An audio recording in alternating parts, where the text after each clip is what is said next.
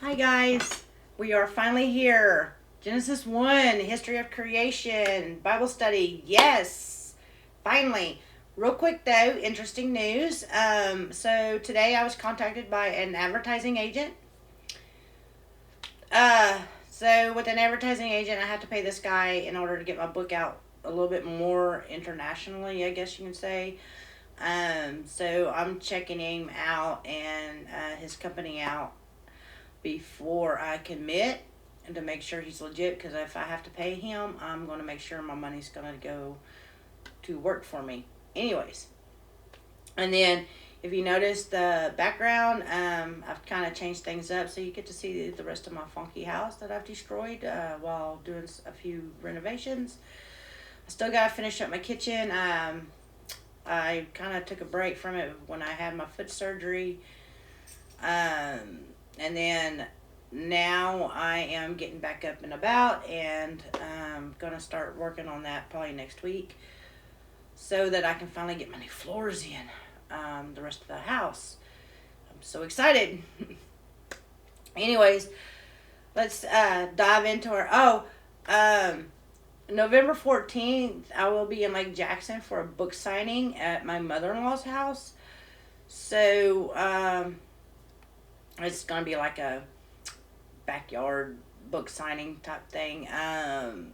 So if you happen to live in the Lake Jackson area or surrounding area, come on by.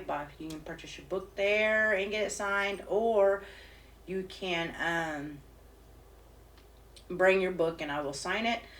I will put it in the facts that I'm going to be out at my mother-in-law's house. So mark your calendars, November 14th. I will be there. Other than that, I think that's all the extra stuff that I have. Let's dive into our Bible. Like I said in the last video, I'm going to try to stay away from the PowerPoint presentations because that is a headache that I did not realize. It takes a lot longer to get things done. It's not in my wheelhouse. I'm one of those ones that likes to get it done and over with. And it just takes too long. I'm too impatient for it.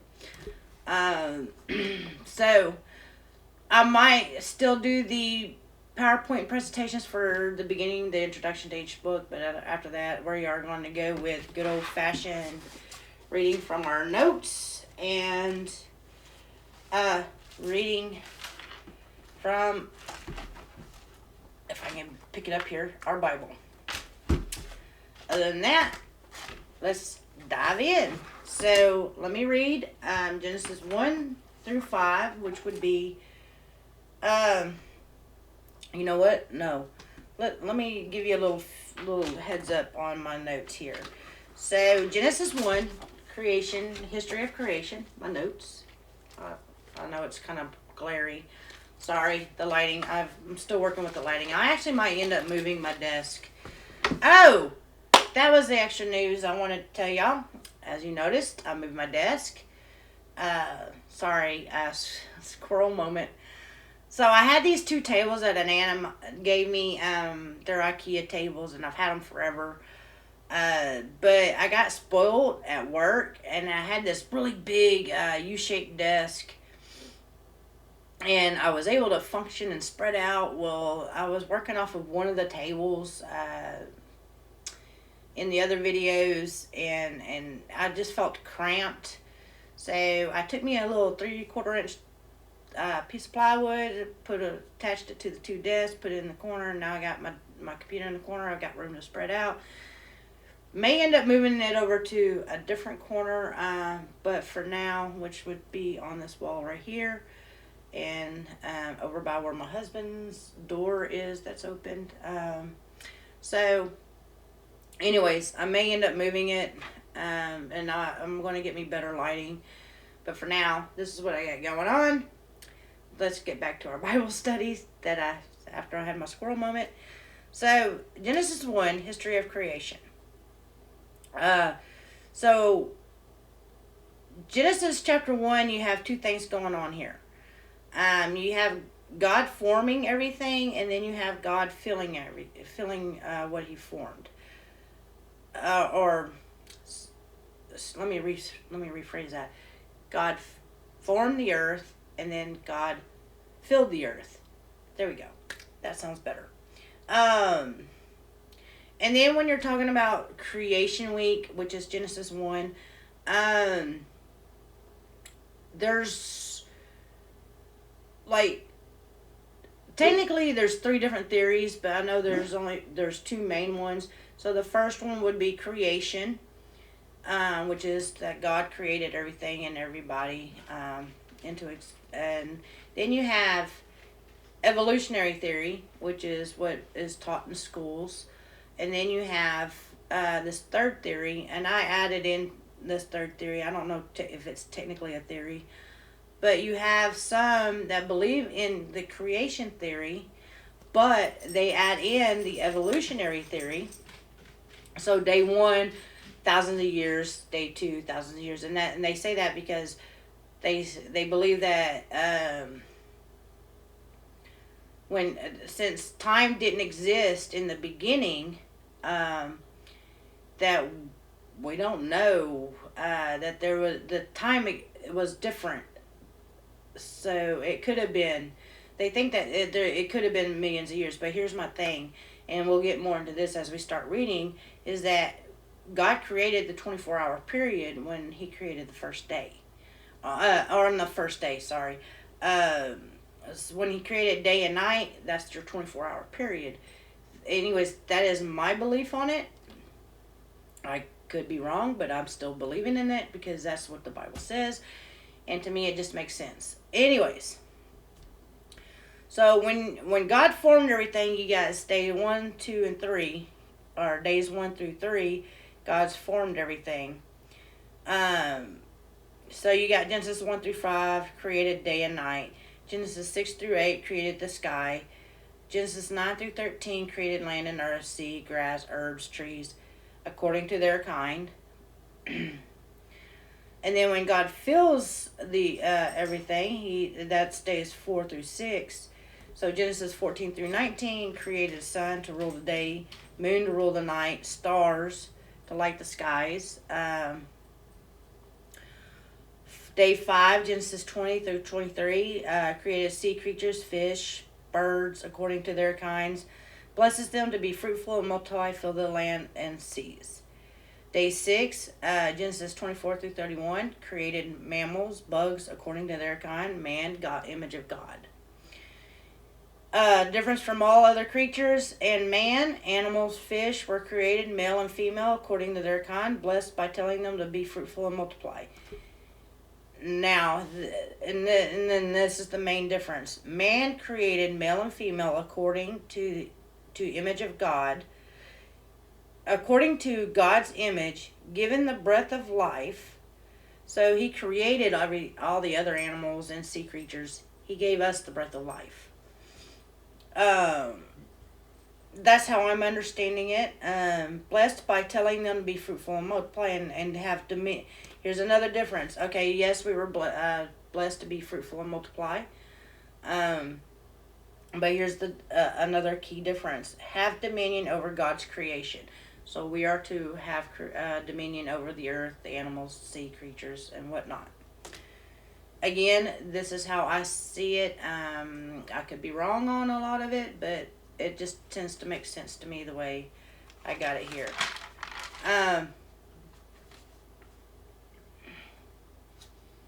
Then in Genesis 2, which is the final day, Genesis 2, 1 through 3 is when God rests, and that's the day that He sanctified. So that is, there is a theory that, and we'll get in more to that, of day 7 when we get into Genesis 2. But the main thing is that, not really the main thing, I shouldn't have said that. So when people think of day 7, I guess they think of Sunday because that's the day everybody goes to church. Technically, day 7 is Saturday. And and then the new week would start on Sunday. So I don't know where I was going with that, but we'll get it more into day 7 as we get into Genesis 2. Anyways, going on with Genesis 1. Let me read the first day out of the Bible here. Genesis 1 through 5. So the first book of Moses called Genesis. So the first 5 books of, or is it 4 books? I think it's the first 5 books. Anyways, the first 5 books of the Bible is the Torah, I do believe. So they were all written, or it is believed that it is written by Moses. God gave Moses the word, and he wrote it down, basically, from what I understand. Let's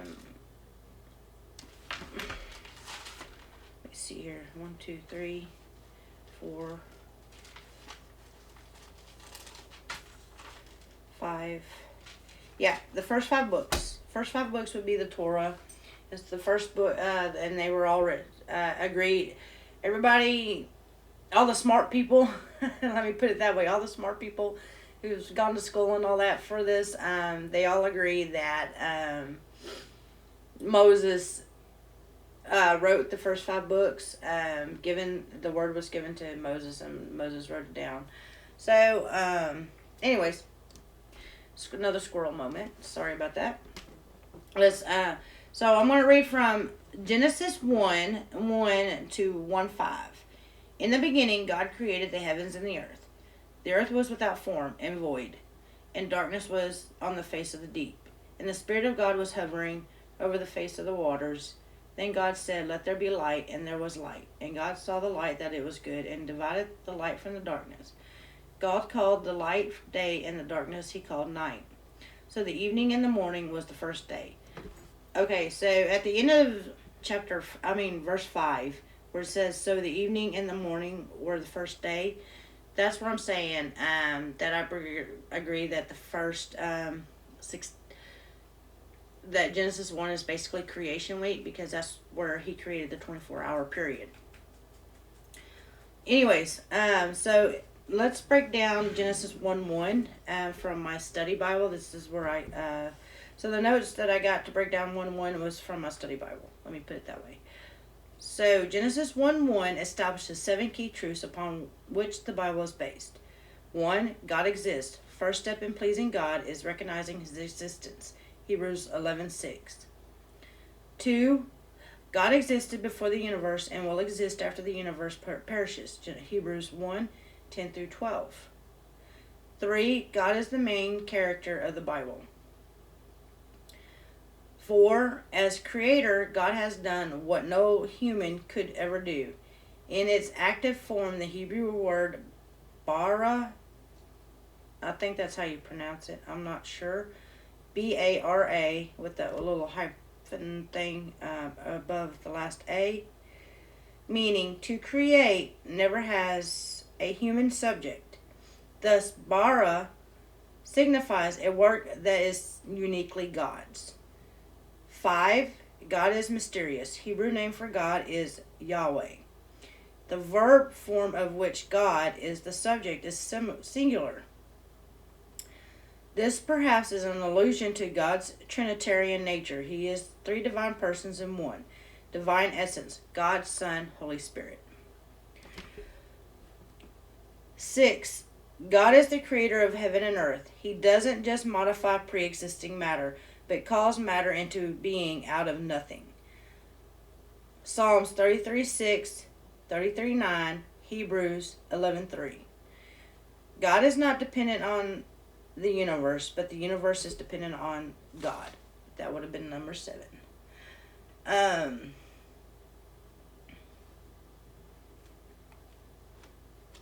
Then we get into Genesis 1:2. Again, these are, I'm just reading off my notes that I've taken from my study Bible. Genesis 1:2, God created the earth without form and void as an unfinished, unfilled state, working through an orderly process over a 6-day period. See, even my study Bible believes that it's a 6-day period, not one day, millions of years, 2 days, millions of years. So, days 1 through 3, he formed, accomplished by separating and sorting various elements of creation from one another, is done in 3 acts. The days 4 through 6 is filling, populating the newly created domains. The word darkness, single word in Hebrew, suggests an original state of creation that was shapeless as liquid water. The word hovering, Hebrew verb, suggests that the Spirit of God was watching over his creation just as a bird watches over his young. Deuteronomy 32:11. Genesis 1:3. Just 2 words in Hebrew. God said. A foundational teaching of the Bible is that God speaks with universe-changing authority. God said is used 9 times in Genesis chapter 1. Genesis 1:4. Another basic truth is God saw, meaning he is fully aware of his creation. Later writers directly declared that God is aware of events occurring throughout the earth. 2 Chronicles 16:9, Zechariah 4:10. I'm giving you these extra passages because that's what they had in my study Bible, and I thought they would be good for y'all to go back and check in on them. If y'all want to on y'all's own time, I will. Sometimes I do, sometimes I don't. Sometimes I just wait until I get to that chapter and check it out, and then I'll go back to my notes and it's like, oh yeah, that's where it all ties in.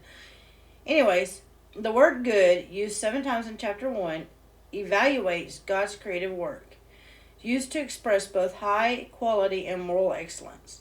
The physical universe is a good place because God made it. God found satisfaction in his work. God saw that it was good. You underline that. I liked that. Sorry about that. So we're just going to underline this real good.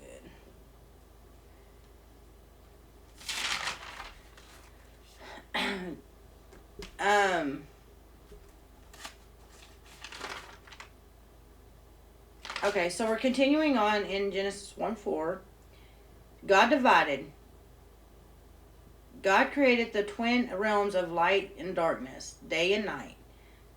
God's activity in the material world parallels the role he also performs in the moral universe, that of the righteous judge, distinguishing between those who live in moral light and those who do not. 1 Thessalonians 5:5. I'm not quite understanding. Okay, I see. That of the righteous, distinguishing between those who live in moral light and those.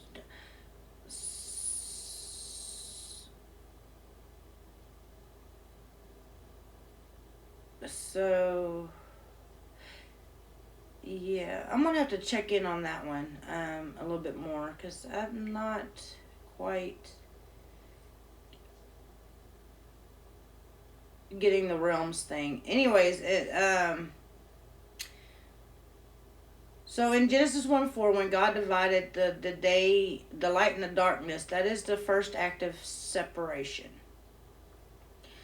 Moving on to Genesis 1:5. Sorry about that. I just kind of,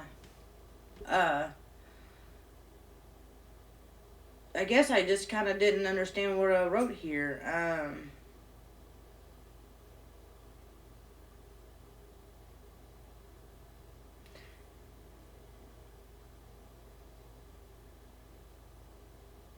So I guess it's saying that God is our righteous judge, and he's going to judge between those who live in the moral light and those who do not. Okay, I got you. So God's our universal judge. Yeah, that makes sense. Okay. I'm not. Don't quote me on that because I'm not quite sure. I would definitely go back to your pastor or something on that. Um, just to kind of double check. I know I'm going to. Anyways, moving on to 1:5. Genesis 1:5. In ancient Israel, the act of naming a subject, place, or person indicated that you held control over it. Genesis 35:10, Genesis 41:45, Numbers 32:42, Deuteronomy 3:14, Joshua 19:47, 2 Kings 23:34, 2 Kings 24:17. When God named the light and the darkness, he asserted his lordship and control over all of time. Evening is the transition point from one day to the next. All right, now let's read chapter 2.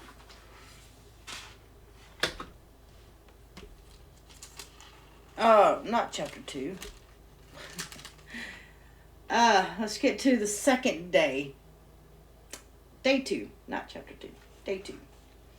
So we're picking back up on in Genesis 6, or Genesis 1:6. Then God said, let there be a firmament in the midst of the waters, and let it divide the waters from the waters. Thus God made the firmament and divided the waters which were under the firmament from the waters which were above the firmament, and it was so. And God called the firmament heaven. So the evening and the morning was the second day. So, first day.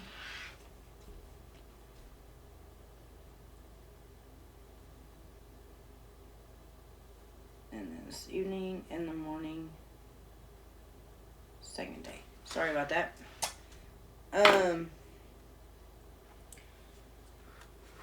That's so. The second day is kind of a tongue twister. So Genesis 1:6, the firmament, the word firmament, as a noun, refers to the vast spread of the open sky, earth's sky. Genesis 1:7, second act of separation, was to divide atmospheric water from terrestrial water. And that's what he means when he's dividing the waters from the water, is he's dividing the two, the atmospheric from the terrestrials. And I'm assuming, so atmospheric would be your sky and all that, and then your terrestrial would be your waters that you have on the ground. Or here on earth. Sorry. Act 1 of separation is Genesis 1:4. God divided light from darkness. Act 2 of separation would be the division of the atmospheric water and the terrestrial water. Then God began the process of giving form to the material world. It was so, found 6 times in chapter 1, emphasizes God's absolute power over creation. Genesis 1:8, heaven can refer to the earth's atmospheric envelope. Genesis 1:20, outer space. Genesis 1:15, or the spiritual realm where God lives. Psalm 11:4. In this passage, it refers to the earth's atmospheric envelope.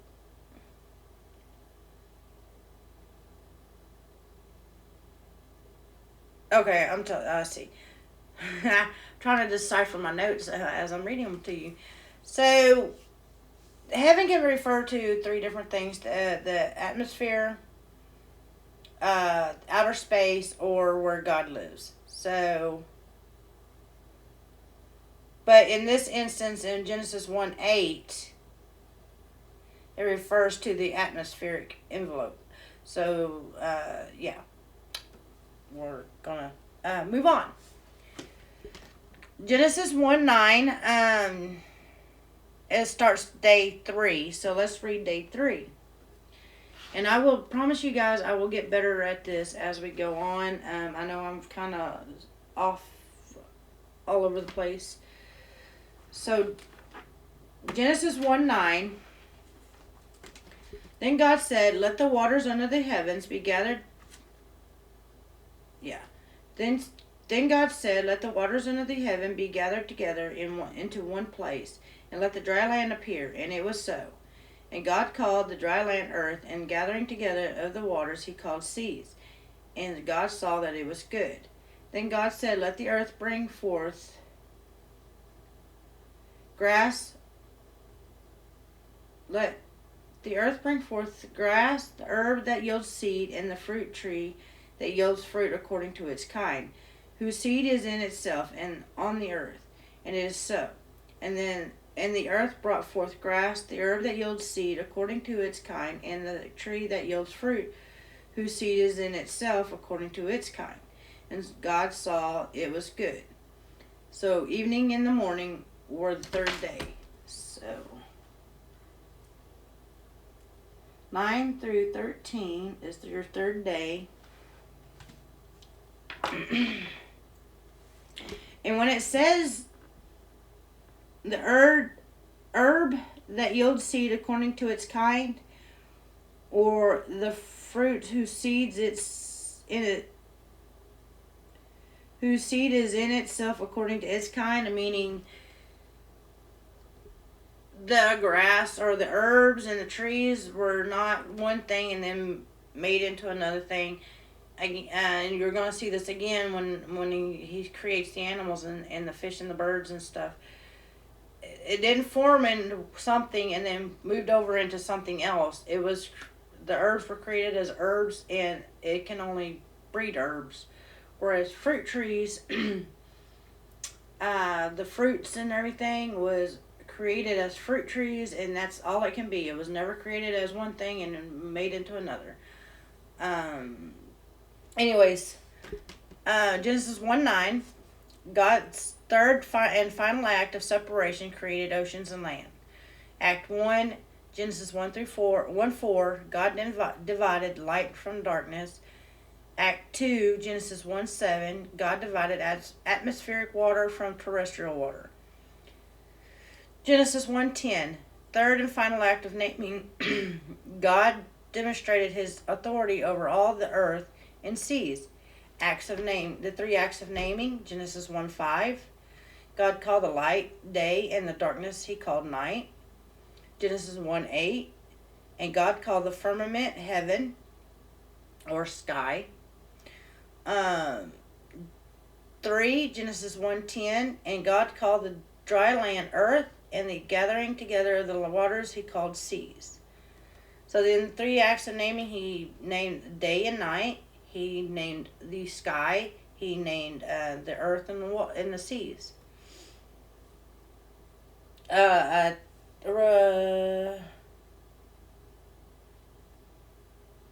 Little side note here, God demonstrated his authority over all contrast with what Israel's polytheistic neighbors believed about the range of divine powers.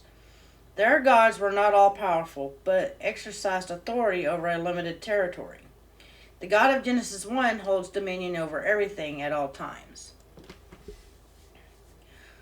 So continuing on with Genesis 1:11 through 12, in preparation for animal and human life, God provided an abundant supply of food.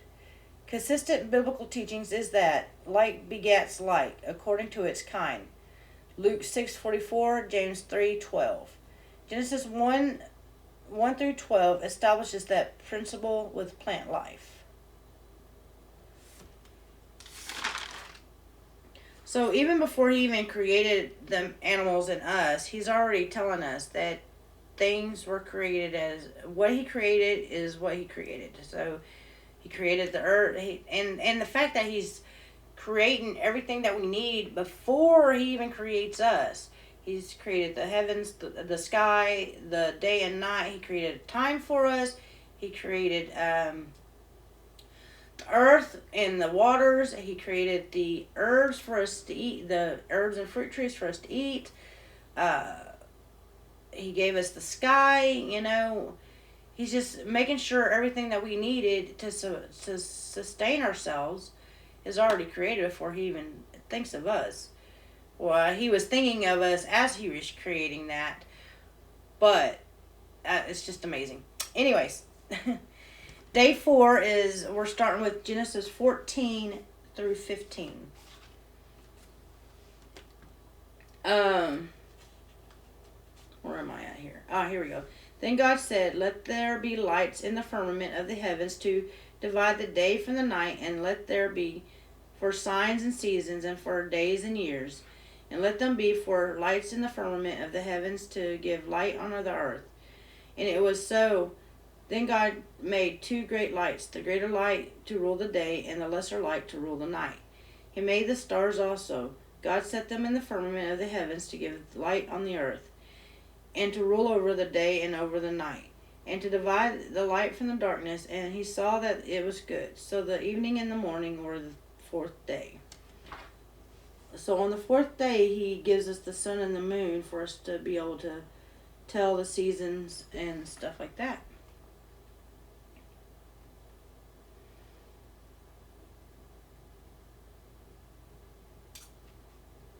Oh, sorry, got sidetracked. Anyways, so going on to the notes, we got Genesis 1, 14 through 15. Day 4 events complement those of day 1, filling the day and the night with finished forms of light. So even though he created light and darkness in Genesis 1:1, he's finishing it up with the sun and the moon and the stars. Ancient Israel's neighbors worshipped many gods, worshipped the many lightened.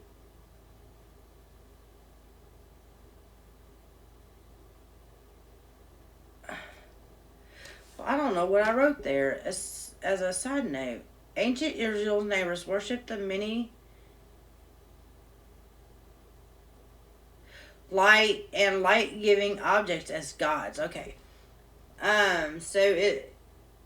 Israel's polytheistic neighbors worshipped gods, worshipped the many light-giving objects as gods. Okay. So they worshipped the light as a god. And you see that in a lot of what is it? Mythology. My brain just went. Anyways, what are Viking mythology? Roman mythology, and with the likes. Anyways, the moon, sun, and stars are portrayed as servants of God that would fulfill 3 roles. 1, separating the newly created realms of day and night. 2, marking seasons so that those who worship the Creator would keep their appointed festivals. Leviticus 23:4. And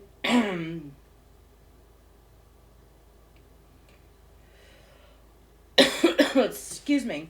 Leviticus 23:4. 3, providing light on the earth. Genesis 1:20, day 5. Okay. Oops, sorry. Getting ahead of myself.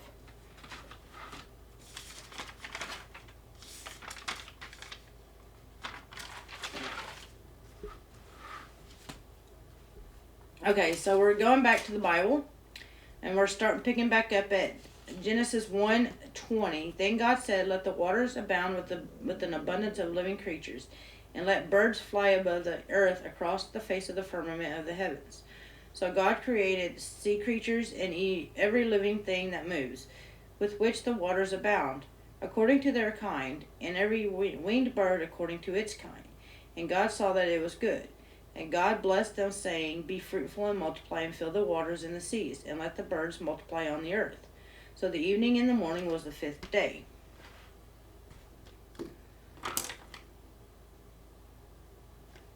I'm going to highlight this real quick. I should have already done this, but it's amazing how, even though I've already read this chapter, I still find things I need to highlight or mark or whatever. Anyways, so going back to my notes, Genesis 1:20, day 5, complements day 2, filling the newly formed heavenly domains above. Sky and watery regions below, sea. Genesis 1:21, sea creatures are literally sea monsters. Jeremiah 51:34, Ezekiel 29:3, and 32:2. Hebrew word tananim, translated serpent, Exodus 7:9, Deuteronomy 32:33, and Psalm 74:13, and reptile, Isaiah 27:1. And this word designates all the large mammals and fish of the sea. Reuse of the word created emphasizes God's authority over the sea creatures. Israel's neighbors worshipped Rahab, mythical sea creature. I forgot that I even wrote that side note. Anyways, Genesis 1:22, first 3 blessings God pronounced in creation narrative occurred when God blessed the sea creatures and birds. 3 blessings that he gave the sea creatures and birds is be fruitful, multiply, fill waters and earth. Blessing is similar to the one for people, but lack the commands to subdue and have dominion. Genesis 1:28. That was another side note I had wrote. Anyways, we are moving on to day 6. I realized that this is kind of a long thing, but I kind of wanted to put Genesis 1 all into one Bible study. Anyways, we're picking up on Genesis 1:24. Then God said, let the earth bring forth the living creature according to its kind, cattle and creeping thing and beast of the earth, each according to its kind. And it was so. And God made the beast of the earth according to its kind, cattle according to its kind, and everything that creeps on the earth according to its kind. And God saw that it was good. Then God said, let us make man in our image, according to our likeness. Let them have dominion over the fish in the sea, and over the birds of the air, and over the cattle over all the earth, and over every creepy thing that creeps on the earth. So God created man in his own image. In the image of God he created him, male and female he created them. Then God blessed them. And God said to them, be fruitful and multiply, fill the earth and subdue it. Have dominion over the fish in the sea, over the birds of the air, and over every living thing that moves on the earth. And God said, see, I have given you every herb that yields seed, which is on the face of the earth, and every tree whose fruit yields seed. To you it shall be for food. Also every beast of the earth, so every bird of the sea, and everything that creeps on the earth, in which there is life. I have given every green herb of food, and it was so. Then God saw everything that he had made, and indeed it was good. So the evening and the morning were the 6th day.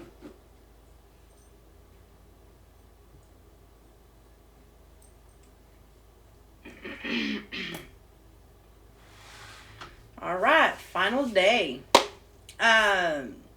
Genesis 1:24 through 25. God creates land, animals, and bugs according to their kind, male and female. He also gives them the same blessings as the fish and the birds, even though it is not stated, be fruitful, multiply, and fill the earth.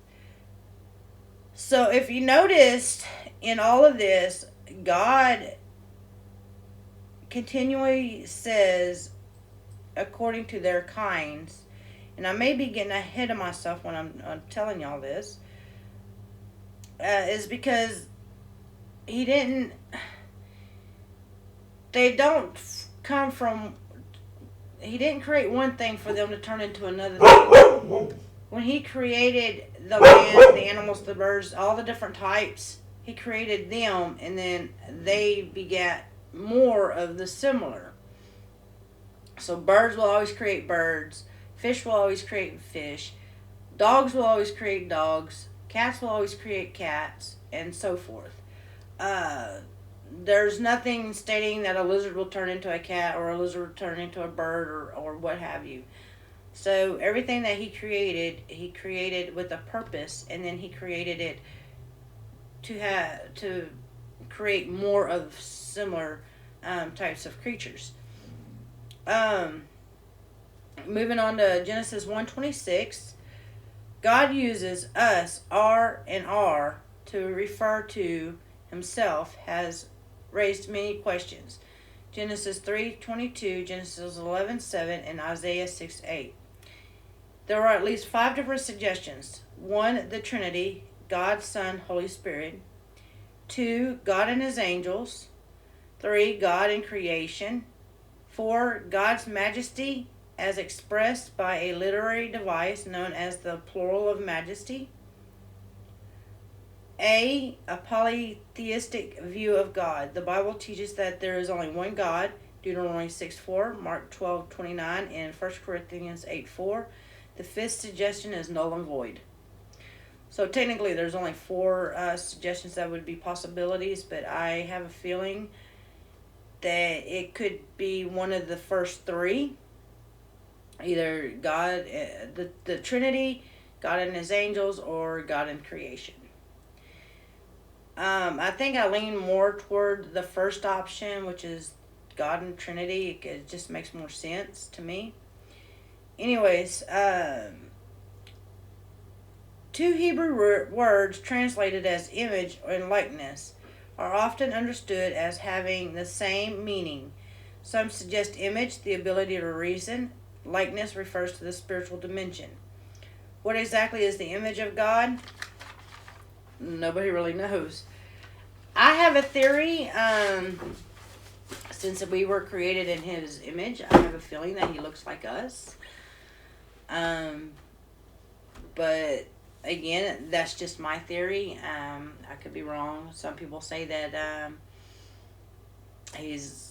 and since the Bible uses him a lot, even though I know the Bible was written in a more man's world, I still believe that because they use him a lot, I believe that God is he, because they use father, they use male terminology when they're describing him. So I believe that he is similar to a human man, but there are some people who would disagree with that. Some would say that because he is God, he is not gender specific, and I forgot what else they said about it. But anyways, that's just my opinion. I believe that God the Father is similar to us. He looks like us. Actually, I think he looks more like Jesus. And anyways, that's just my theory on it. Take it or leave it. I could be wrong. I could be right. We will never know till we get there. Anyways, Genesis 1:26. We're continuing with is the Bible teaches that God is a spirit. John 4:24. Many commentators believe it refers to the non-material aspects of a person, moral sensibilities, intellectual abilities, will, emotions, based on God's commands in Genesis 1:28. Others have suggested that image consists of the role humans are to play on earth. 1, rulership over the planet and its resources. 2, physical, mental, and spiritual abilities that enable them to fulfill that role. The New Testament teaches that Christians will someday bear the image of Christ. 1 Corinthians 15:49 and 1 John 3:2. Genesis 1:27, creation of humanity is the crowning event of Genesis chapter 1. By the fact that created is separated 3 times. Separated. By the fact that created is repeated 3 times. I cannot read my own handwriting. Created is the same use used in Genesis 1:1, referring to a kind of creative activity that only God can do. The word man, Hebrew Adam, is used elsewhere in the Hebrew Bible, Torah, to refer to humanity in general, not just males. Genesis 1:21, all people, both male and female, are created in the image of God. James 3:9. People are the only beings that are created in the image of God. Genesis 9:3-6. The Bible never lumps people into the category of animals. It is instead separates the creation of people from all other beings and attributes the most privileged roles in creation to humans alone.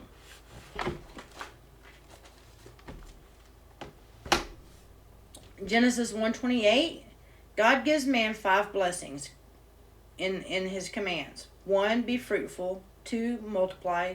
3, fill the earth. 4, subdue it. And 5, have dominion. The first 3 blessings, be fruitful, multiply, fill the earth, are the institutions of marriage and family.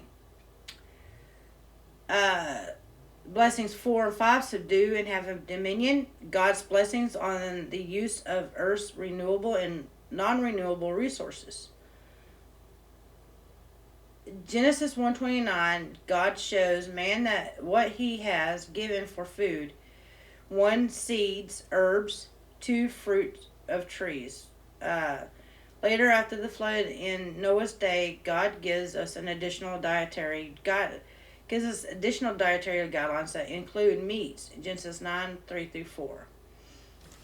Genesis 1:31, 7th and the most elaborate use of the word good in the account of creation, except this time when he looks over his entire creation, and it was very good, perfect and holy. A few side notes I have here. Genesis 1 is creation week in a sequential order. So he's creating everything in a specific order, so that everything kind of falls in line. So before he creates us and animals, he creates everything that we need to live and sustain ourselves. Genesis 2, a more detailed account of man's creation and creation of marriage in the garden. God created us, man, to walk with him and have fellowship with him. So that is the end of chapter 1. I'm going to try to have chapter 2 done by next week. I'm not sure when I'll be posting the video, but hopefully, if not next week, it will be the following week. Sometimes it takes me a minute to get situated, especially with my 4 mutts and my husband. Anyways, and then depending on whatever's going on with Cincy and my book is when. So anyways, I will see you guys back for Genesis chapter 2. I hope y'all enjoyed this one. I know I've slipped up a little bit here and there, but like I said, I will be getting better at doing these things with switching from the Bible to my notes and stuff like that. And try not to take notes as I'm giving y'all notes. So anyways, y'all have a very blessed day. Y'all have a good evening. And I will see y'all next week for sure. I'm going to do it next week instead of 2 weeks from now. So yeah, look for me next week. Y'all make sure to hit the like and the little bell button, and make sure to get your copy of Someone to Believe In. And if you happen to be in Lake Jackson on November 14th, come by and I'll sign it for you. Have a good day.